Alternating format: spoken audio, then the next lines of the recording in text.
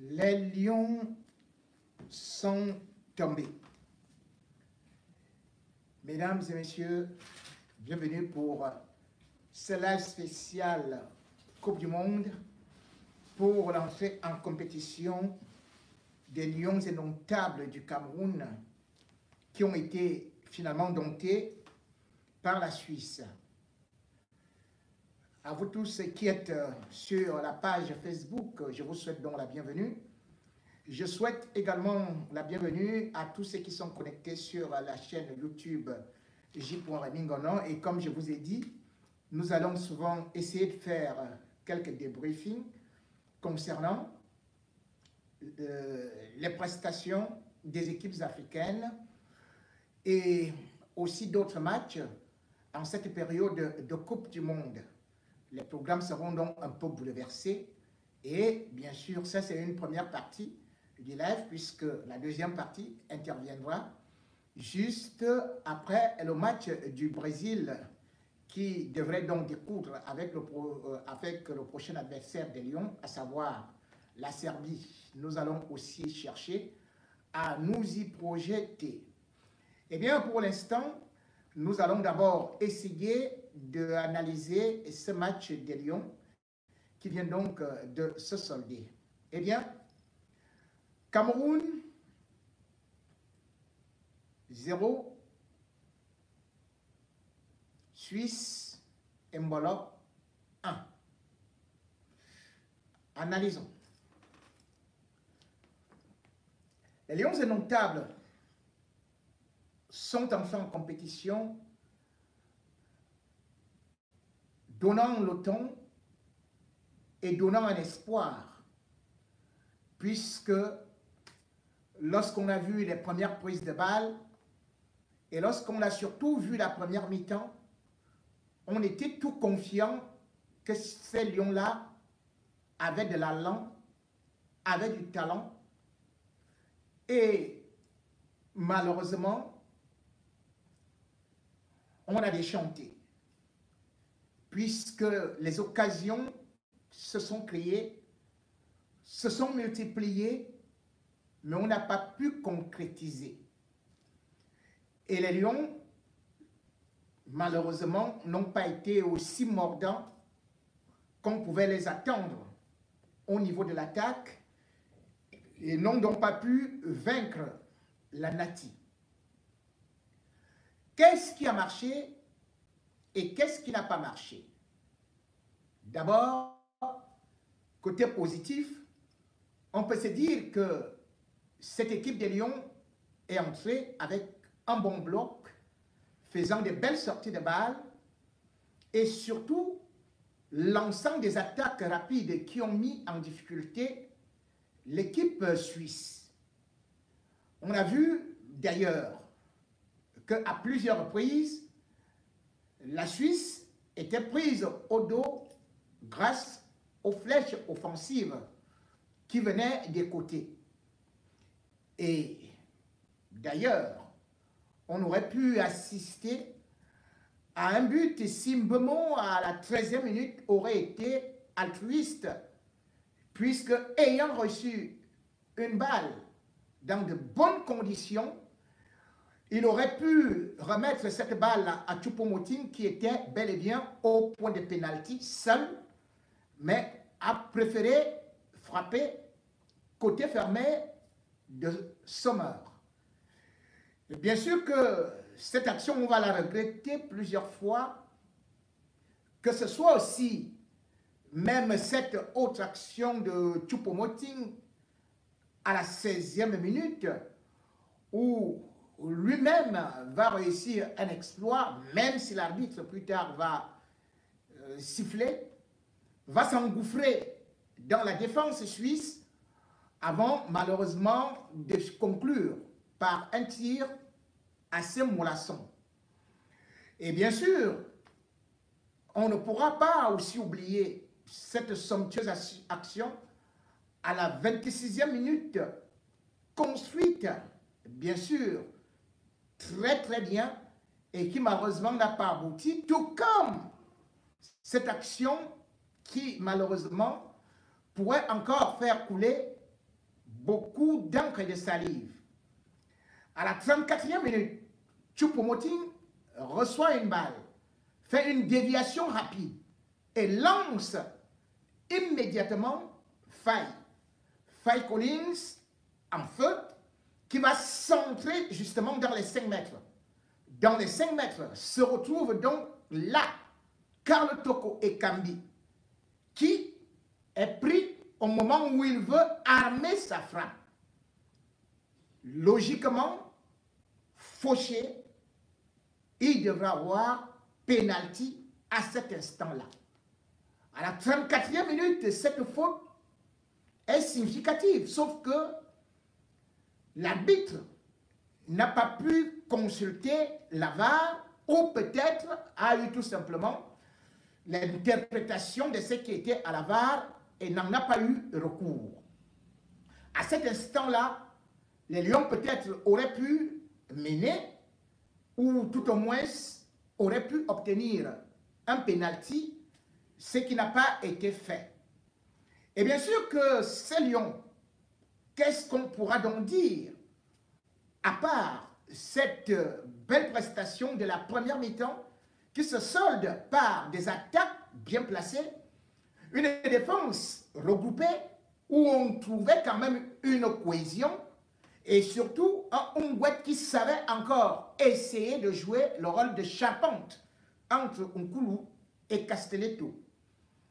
Mais ces Lions, malheureusement, comme je le dis, n'ont pas concrétisé puisque à la première mi-temps, bien que ayant le jeu en leur faveur, je ne dis pas le jeu en leur possession, puisque c'est la Suisse qui a eu 51% de possession, mais ne savait quoi faire avec le ballon. Mais les Lions, chaque fois, avaient une possibilité de se lancer et se créer des occasions. La preuve, c'est que la Suisse n'a cadré aucun tir pendant la première mi-temps, alors que les Lions avaient cadré 2 fois. Les Lions, d'ailleurs, avaient tiré 5 fois, un peu plus que la Suisse. Donc, les occasions étaient côté camerounais. Mais cependant, avoir des occasions ne veut pas dire qu'on a gagné le match. Il faut tuer le match. Il faut, lorsqu'on est dans une Coupe du Monde, profiter de toute occasion pour la mettre au fond des filets. Ce que malheureusement, les Lions indomptables n'ont pas pu faire. Et à la deuxième mi-temps, c'était donc presque le bouillon, puisque les Lions étaient décomposés, comme si dans les vestiaires, lorsqu'ils revenaient, ils se disaient déjà qu'ils ont gagné leur Coupe du Monde, c'était la première mi-temps, ils se voyaient déjà tout bon, sans pour autant revenir entrer dans un match avec encore beaucoup plus d'engagement, beaucoup plus de cohésion, beaucoup plus de concentration. Voilà ce qui a manqué aux Lions indomptables. Et voilà ce qui manque, justement, ce qui fait la différence entre des grands joueurs ou des grandes nations de football et les petites nations. La concentration. La concentration. C'est elle qui a toujours tué les Lions ces dernières années. Comment comprendre que Ongwet soit asphyxié, soit avalé plusieurs fois, de telle sorte que, au milieu du terrain, eh bien, là où le Cameroun contrôlait le match, que le Cameroun le perde, qu'on se retrouve avec un on-là qu'on ne sait même pas à quoi est-ce qu'il servait finalement, qu'on ne sache pas exactement où tel devait être positionné. La preuve, c'est que à la fin du match, on a assisté presque au même spectacle qu'on avait vu en 2014, lorsque les Lions, bien sûr sur le terrain, étaient prêts à se bagarrer, parce que là, ils s'engueulaient déjà, parce que chacun était en train d'accuser l'autre de ne pas faire son job. Chacun ne connaissant plus ce qu'il devait faire. Chacun ne sachant pas comment est-ce qu'on doit faire, par exemple, un pressing ensemble, un pressing équipe. Comment est-ce y a bien sûr, justement, ce qu'on appelle des phases de jeu, où on a vu ce qu'on n'aurait jamais imaginé. Jamais il a décrit la défense camerounaise, surtout au niveau de la taille. Et ces côtés-là, une fois de plus, et bien sûr, des phases de coups de pied arrêtés, les Lions ont été beaucoup mis en difficulté. Dans la mesure où, comment est-ce qu'on peut imaginer un Faye Collins qui a la tête de 2 pommes, ou de 3 ou trop, aller marquer à Kandji, qui est l'un des éléments les plus dangereux, lorsqu'il s'agit d'une phase de arrêter. C'est-à-dire que lorsque vous savez qu'il y a un corner, lorsque vous savez qu'il y a un coup franc, c'est là où il y a un danger. Mais malheureusement, les Lions n'ont pas été beaucoup attentifs, et heureusement d'ailleurs, ils n'ont pas pu encaisser de ce côté-là. Mais cela aurait pu coûter cher aux Lions. Et d'ailleurs, on voit comment est-ce que de façon désespérée, Zambouanguissa va d'ailleurs sauver les Lions à la 65e minute. Tout comme aussi on va voir Ondoua, 2 arrêts magistraux qu'il a réussi à faire pour que finalement ces Lions-là n'aillent pas au bord de l'humiliation.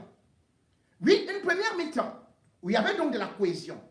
Une première mi-temps où on était déjà allé trop devant en se disant les Lions étaient enfin nés, où on voyait des gens sûrs d'eux-mêmes, mais une deuxième mi-temps qui montre que cette équipe-là n'a pas encore de la maturité, cette équipe-là est en train de se chercher, et que cette équipe-là a beaucoup de failles, beaucoup de défaillances, aussi offensives que défensives.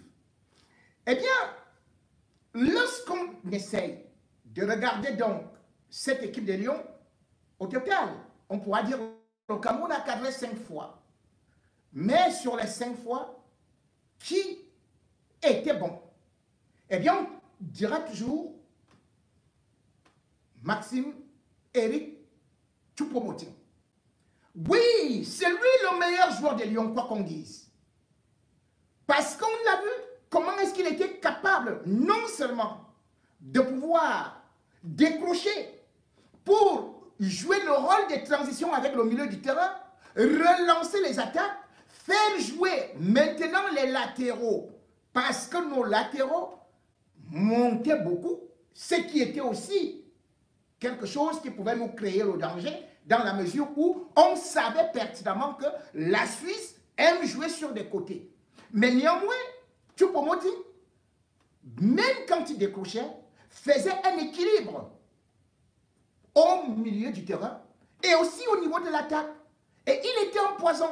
Et même à la 46e minute, on va voir Choupo-Moting qui, sur un exploit individuel, va éliminer et va se retrouver devant Sommer. Bien sûr qu'il a cherché à s'enfler, mais Sommer a arrêté. Il était l'homme assuré de trop près. Il était l'homme que la Suisse était en train justement de constater qu'à tout moment, il pouvait marquer. Plusieurs fois, il s'est mis en alerte, a mis l'équipe du Cameroun sur des rails, et curieusement, c'est en ce moment-là, au moment où le Cameroun doit avoir justement beaucoup d'attaquants pour essayer de marquer le but, c'est là où Rigobertson fait sortir Eric Maxime Choupo-Moting, son meilleur joueur, alors que Mbemo était déjà cuit. Mais attendez, lorsque vous êtes mené dans une compétition de cette envergure-là et que vous savez que la Suisse, justement, est une équipe très compacte au niveau de la défense, vous avez quand même les statistiques de l'équipe de Suisse. Pendant les éliminatoires, la Suisse n'a encaissé que 2 buts. 2 buts. La Suisse était quand même dans une poule où il y avait une équipe comme l'Italie. Alors, vous savez que cette équipe ne prend pas assez de buts et vous enlevez, alors que vous êtes mené, vous enlevez le seul élément dangereux de votre attaque. Celui qui sort d'une grande série de buts. Parce qu'il faut quand même se dire que Choupo-Moting, aujourd'hui, est en feu. Et il nous l'a démontré. Et il n'était pas fatigué. La preuve, en sortant, il était frustré. Un coach, un sélectionneur, regarde la forme actuelle des joueurs. Et surtout, la menace qu'il représente pour l'adversaire. Parce qu'il est capable d'éliminer.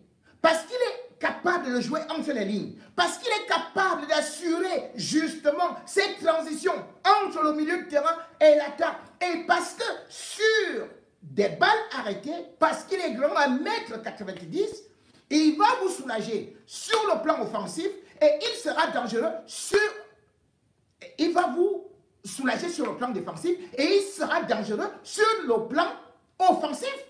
Vous ne pouvez pas l'enlever. Vous ne pouvez pas enlever votre meilleur joueur qui est sur une série de 10 matchs, enfin de 10 buts.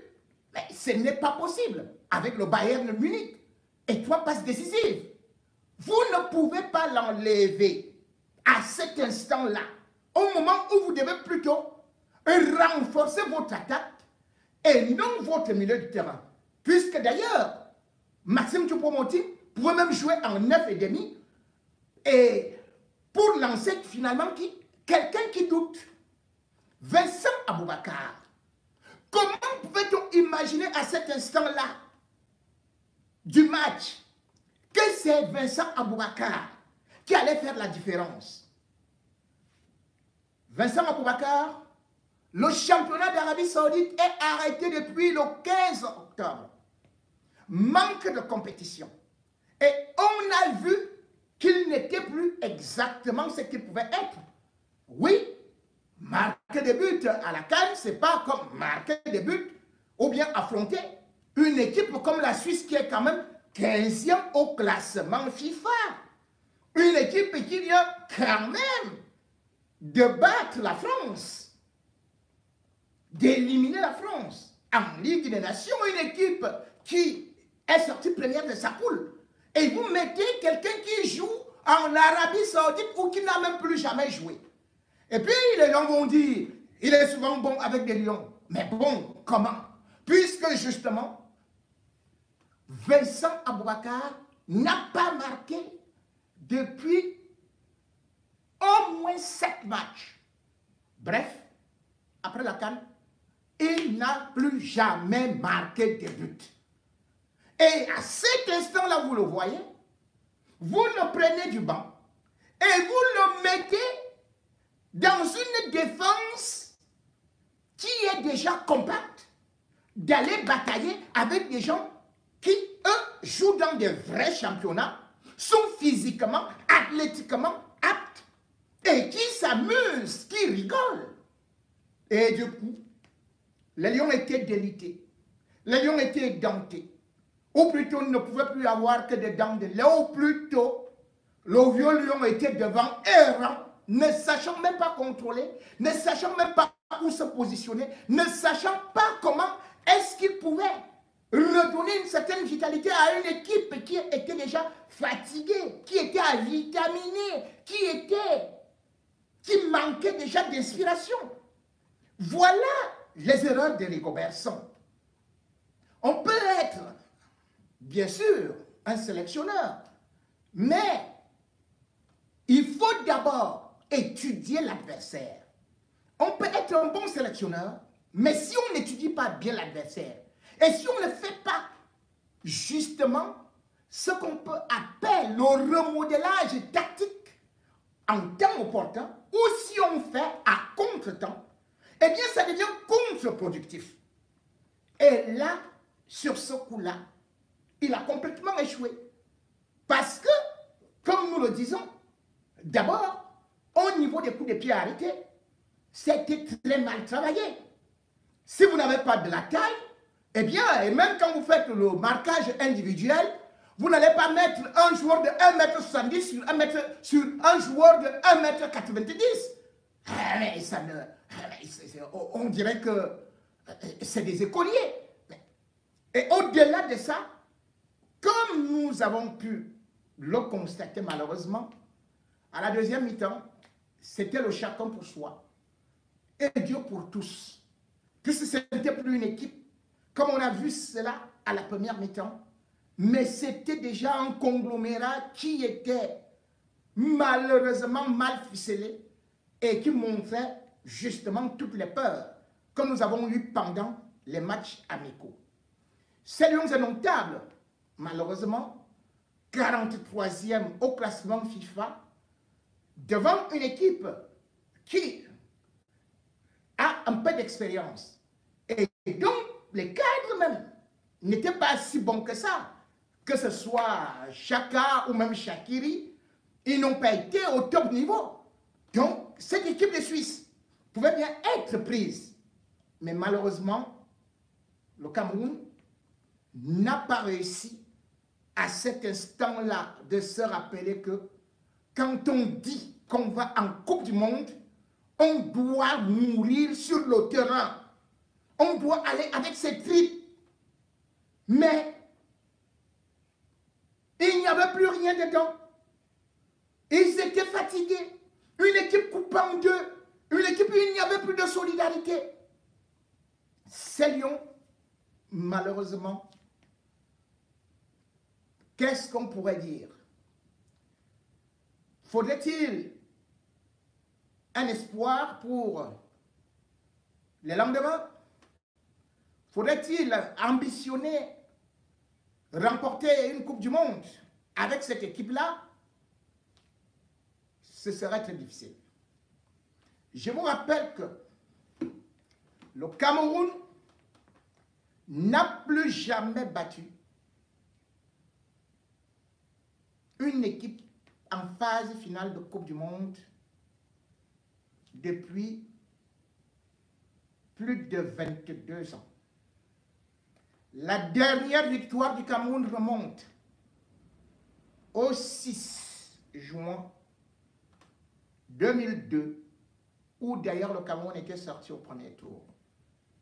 Et cette victoire-là, c'était contre la Corée du Sud.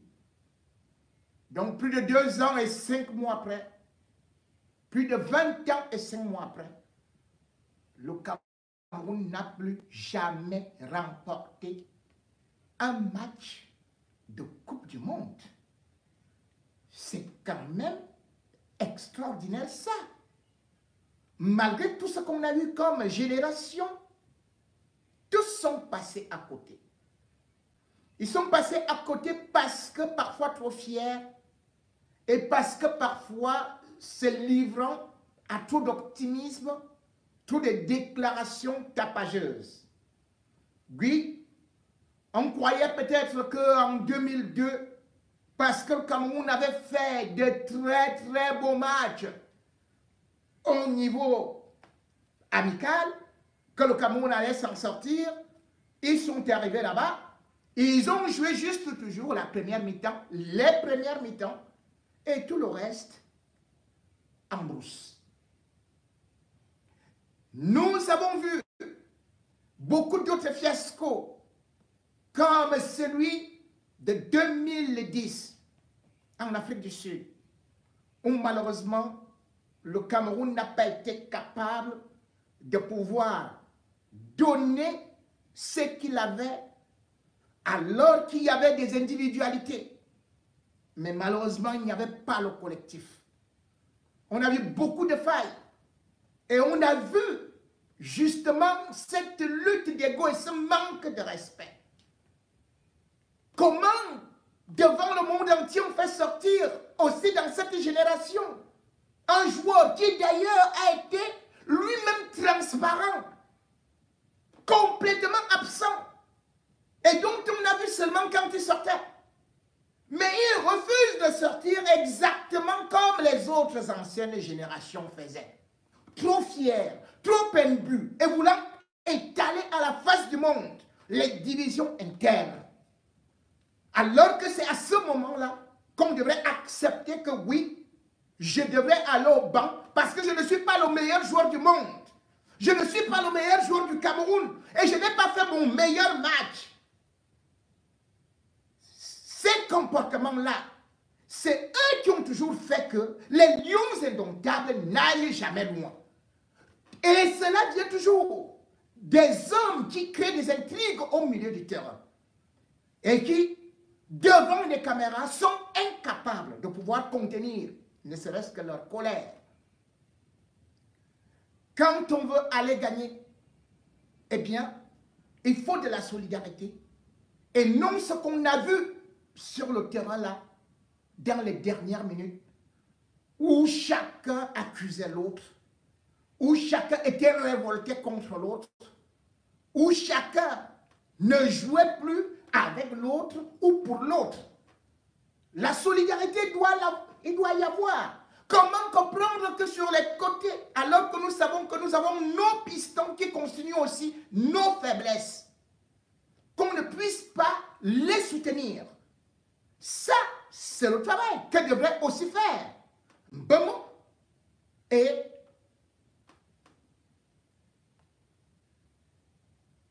qui? Vous l'avez vu? Oui, un peu. Karl Toko. Mais Karl Toko a disparu. Karl Toko a disparu. Il devrait être en couverture de son latéral. Mais où était Karl Toko? Karl Toko et Kambi, on ne l'a pas vu. Il voulait juste peut-être réussir quelques exploits individuels, mais il n'a pas été ce qu'il devrait être, c'est-à-dire que couvrir son latéral, faire des prises à deux. Comment va-t-on donc s'en sortir devant les autres équipes si on ne peut pas faire des prises à deux? Lorsque l'équipe adverse a la balle, Toko devrait être le premier rempart. Mais généralement, on a vu, oh là là, c'est vrai que de l'autre côté alors, Tolo, oh bon, je ne sais pas. Tolo, on a vu tantôt traîner au sol comme ça, balayer, chercher, où il faisait la nage, où il faisait quoi, je ne sais pas.